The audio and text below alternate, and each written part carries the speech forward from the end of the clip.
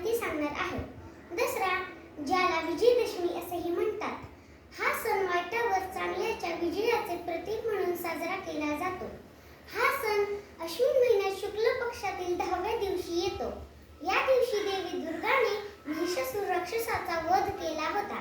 तसेच भगवान रामाने रावणाचा वध करून अधर्मावर धर्माचा विजय मिळवला होता. दसऱ्याच्या निमित्ताने रामलीला आयोजित केल्या जातात. रावणाचे मोठे पुतळे जाळले जातात, जे वाईटाच्या नाशाचे आणि रामाच्या विजयाचे प्रतीक आहे. तसेच या दिवशी आपट्याच्या झाडाची पाने सोने म्हणून वाटली जातात. यामुळे व्यवसायात यश आणि समृद्धी मिळते असे मानले जाते. एकूणच दसरा हा सण उत्सव, चैतन्य आणि नूतनतेचा सण आहे, जो आपल्याला श्रद्धा, विजय आणि दृढनिश्चयाचे महत्त्व शिकवतो.